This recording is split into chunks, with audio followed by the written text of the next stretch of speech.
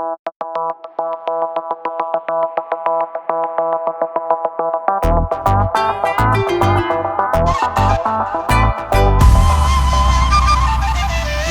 deli dolu gönlüm, hüznümü içerime gömdüm. Aşktan değil de dertten öldüm. Saf kalbim yine kördüm. Sana göre belki basit, varamadı farkına geçti vakit. Kaderimi kederimi sanki nasip, biri beni birebir şahit. Ayaklar altına gururum bas bas, dokunma kalbime hassas.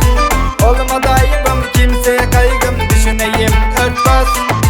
Bilemedim saptım neydi ki kastım, dört yan kumpas. Yine yetmedi değmedi defalarca verdin tolerans. Yine yetmedi değmedi defalarca verdin tolerans.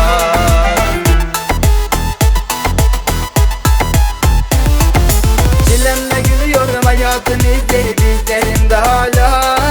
Bir avucumuzla yürüdüm yolumda, denk geldim yokuşa. Gurbet hasreti sarmış bu bedenin, sonu gelemez hala. Yansa da gülleri sırtıma dekleri, bitmez nefretim oysa. Çilemle gülüyorum hayatın izleri dizlerimde hala. Bir avucumuzla yürüdüm yolumda, denk geldim yokuşa. Gurbet hasreti sarmış bu bedenin, sonu gelemez hala. Yansa da gülleri sırtıma dekleri, bitmez nefretim oysa.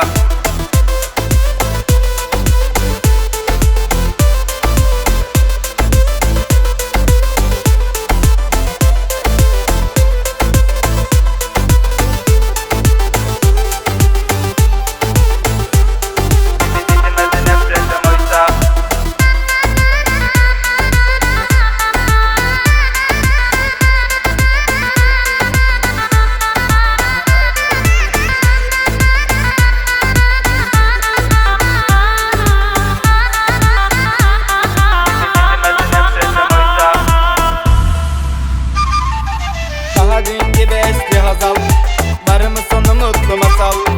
Hayaldi sadece bir kırık sandal, deniz dalgaları sanma ki uysal. Tatlı tebessüm tek dileğim, birçok şeyden de vazgeçtim. Beyaz sayfaları kirlettim, hayat bir kumarsa kaybettim. Ayaklar altına gururum bas bas, dokunma kalbime hassas. Olmadı ayıbım kimseye kaygım, düşüneyim örtbas.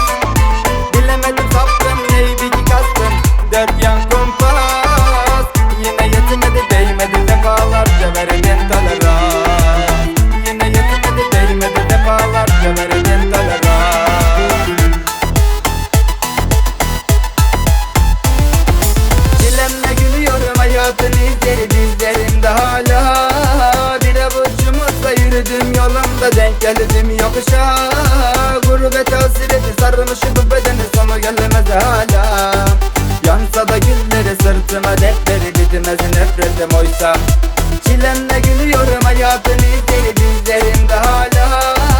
Bir avucumuzla yürüdüm yolumda, denk geldim yokuşa. Gurbet hasreti sarmış bu bedenin, sonu gelemez hala.